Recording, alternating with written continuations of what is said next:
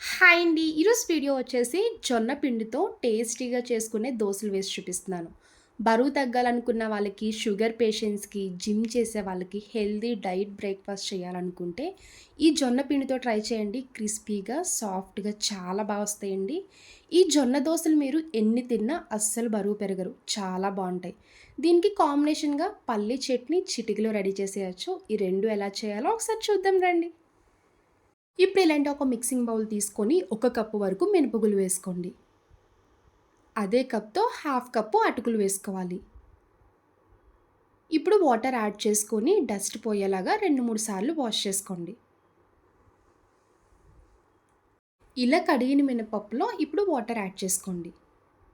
ఈ మినపప్పుని 5 గంటల సేపు నానపెట్టుకోవాలి. 5 గంటలయ్యాక చూడండి పప్పయితే చక్కగా నానిపోయింది. మీరు స్టార్టింగ్ మినపప్పు నానపెట్టుకున్నప్పుడే హాఫ్ టీ స్పూన్ మెంతులు వేసుకోండి.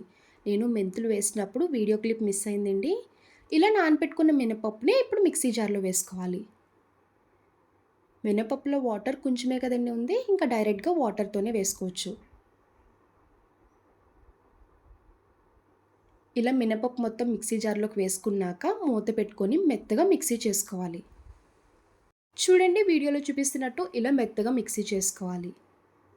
ఇప్పుడు ఇందులో జొన్నపిండి వేసుకోండి. 1 కప్పు మినపగుళ్ళకి 3 కప్పుల వరకు జొన్నపిండి యాడ్ చేసుకోవాలి. ఇలా మినపపిండిలో డైరెక్ట్‌గా జొన్నపిండి వేసుకొని కలుపుకోవచ్చా అని డౌట్ రావచ్చు. అలాగా కూడా కలుపుకోవచ్చండి. అలా కలపడం వల్ల ఉండకడుతది. ఇలా డైరెక్ట్‌గా మిక్సీ జార్‌లో జొన్నపిండి వేసుకొని మిక్సీ చేసుకుంటే మిక్సీ అవుతది. 3 కప్పులు జొన్నపిండి వేసుకున్నాక అదే కప్‌తో 1 కప్పు వరకు వాటర్ యాడ్ చేసుకోండి. వాటర్ వేసుకున్నాక మళ్ళీ మూత పెట్టుకొని ఒకసారి మిక్సీ చేసుకోవాలి. జొన్నపిండి వేసి మిక్సీ చేశాక ఒకసారి చెక్ చేసుకోండి.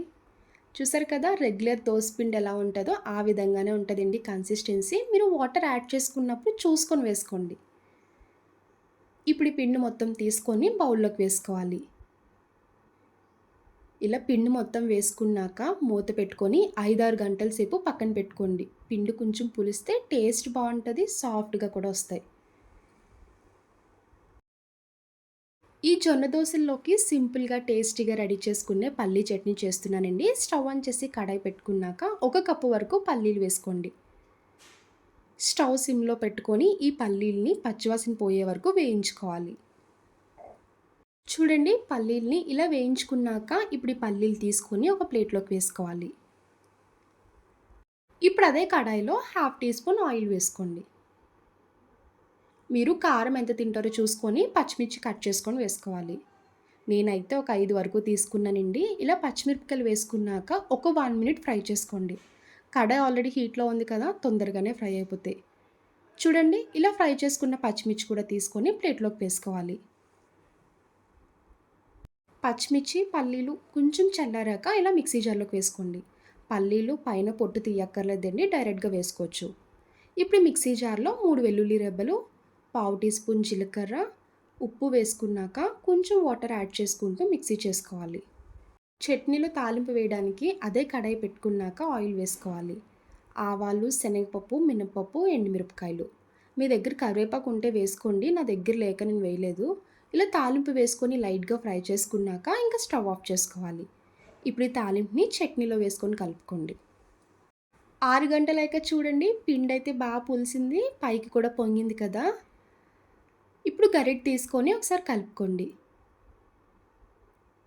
ఇలా కలుపుకున్నాక కొంచెం సాల్ట్ వేసుకొని కలుపుకోవాలి. ఇంకా వాటర్ యాడ్ చేయకండి. కన్సిస్టెన్సీ ఇలా ఉంటే సరిపోద్ది. ఈ పిండి మీరు ఫ్రిడ్జ్‌లో పెట్టుకుంటే 4-5 డేస్ వరకు స్టోర్ చేసుకోవచ్చండి. ఎప్పుడు దోసలు కావాలనుకుంటే అప్పుడు తీసుకొని వేసుకోవచ్చు. ఇప్పుడు దోసలు వేసుకోవడానికి స్టవ్ ఆన్ చేసి ఇలా పాన్ పెట్టుకున్నాక లైట్‌గా వాటర్ స్ప్రింకిల్ చేసుకొని టిష్యూతో క్లీన్ చేసుకోండి.